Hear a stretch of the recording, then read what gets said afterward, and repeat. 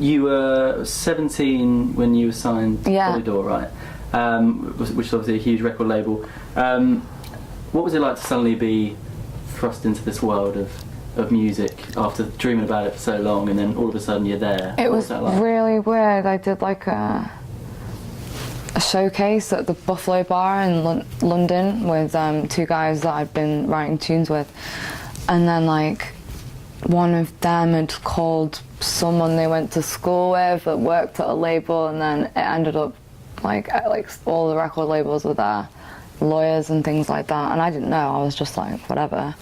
And then the next day we had all these phone calls like, come and meet us at this label, and we spent like 2 days meeting like all like I think Atlantic, like everyone at Universal, Sony, Virgin, and like I'm just some like kid from Stockport. I'd never been to London before, I don't think, like twice or something, and I was like going out for lunches with these like guys in fucking massive building giving you loads of free CDs. I was like, oh my god, I've made it.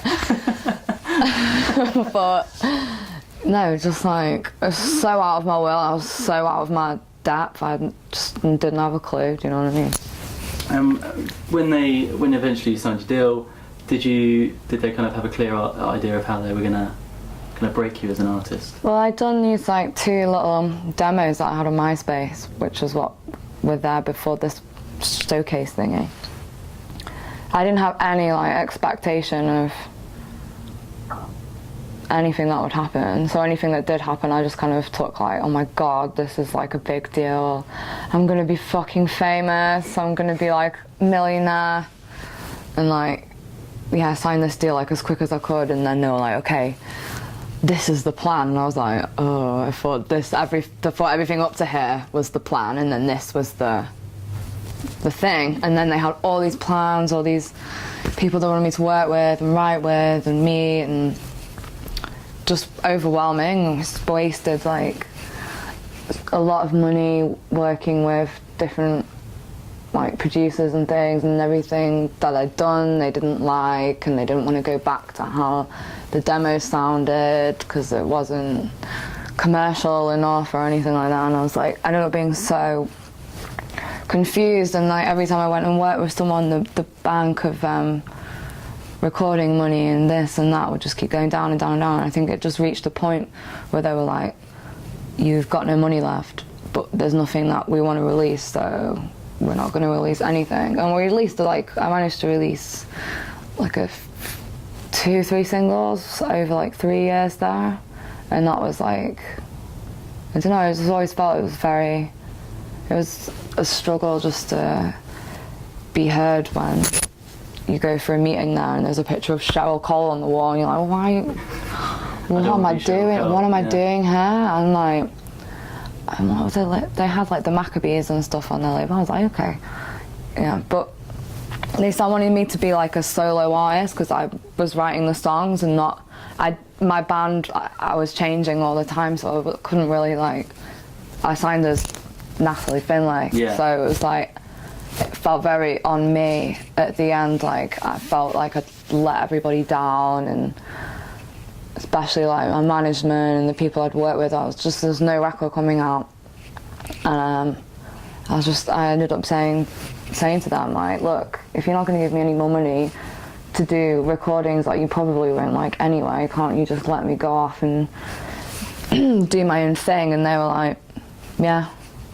Okay. I was like, oh my god, why did I do this like 3 years ago? And I like, but you know, I don't know, they paid for my rent for 3 years, so I can't really complain too much, but no, I can't. But yeah, no, just the freedom of being dropped, which is like such a taboo thing. Yeah.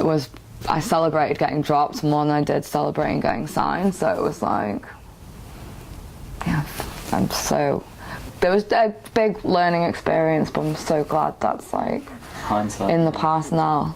And like, I think it definitely, the breakup and the lawyers and all that, it made me feel like I really had to do it for me and not to like obviously say fuck you, I can do this, when I don't need you guys telling me what to do and how to do it or whatever.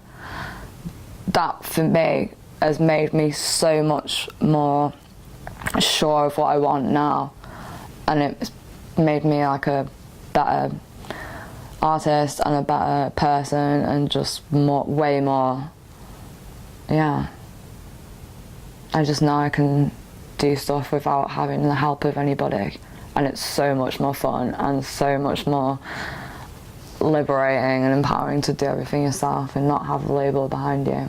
So you've kind of stolen your control and your yeah, and I completely lost all sense of direction by the end of my deal with Polydor, because like I've been working with like dance producers, and I was having moments of like, I'd go out of the studio and go in the bathroom and be like hyperventilating, like, oh my god, this is just not who I am. But especially at the beginning as well, you're like, oh, they put you with these different people. I mean, I was 17, I was like, oh, better than that, you know, just go with it and don't want to like bite the hand that's, you know, feeding me. And just as like a goodwill, I was like, let's try this and try that. But yeah, when it reaches the point where it's like, okay, we've tried everything and none of that works, see you later, I was like, well, if you just let me do my own thing in the first place, I probably would, yeah, I don't know.